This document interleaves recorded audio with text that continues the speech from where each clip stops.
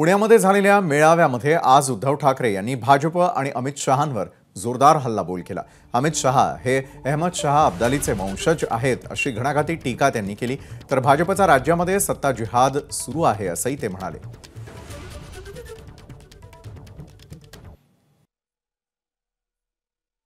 इतिहासामध्ये जर का आपण डोकावलं तर शाहिस्ते खान जरा तरी हुशार होता, त्याचं बोटावरती निभावलं। 3 बोटं इकडे पुण्यातच कापली गेली होती, पुन्हा महाराष्ट्रात नाही आला।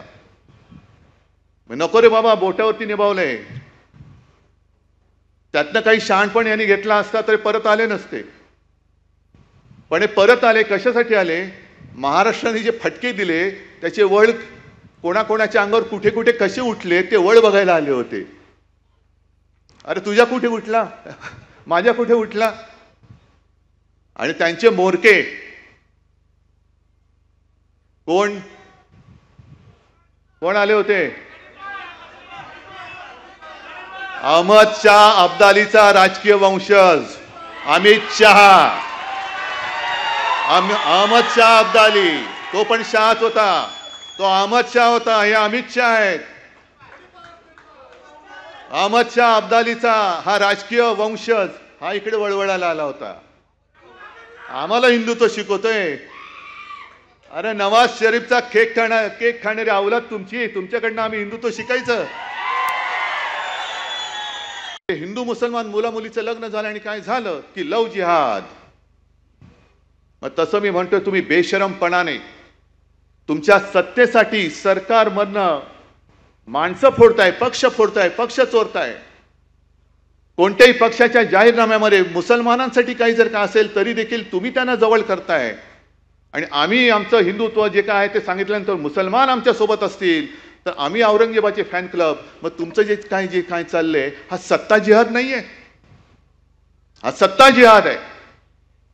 सत्तेसाठी वाटेल ते।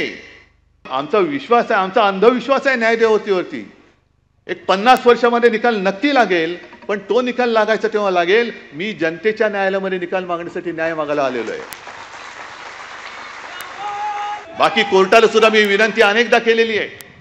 एक शेवटची विनंती करतो, नाही तर आम्ही आता नाद सोडतो।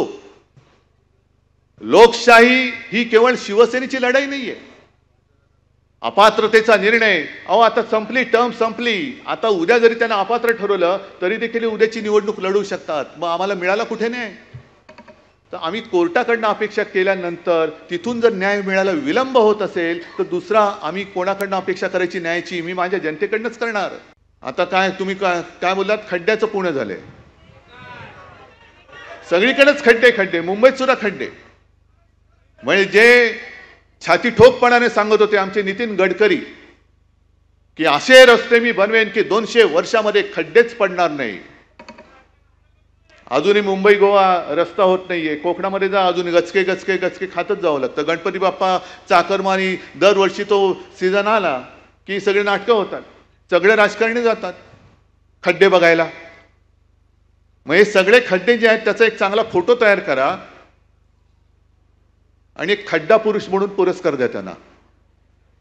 खड्डा पुरुष, जसं युग पुरुष असतं तसं खड्डा पुरुष कोण? हे आमचे एबीपी माझा, उघडा डोळे बघा नीट।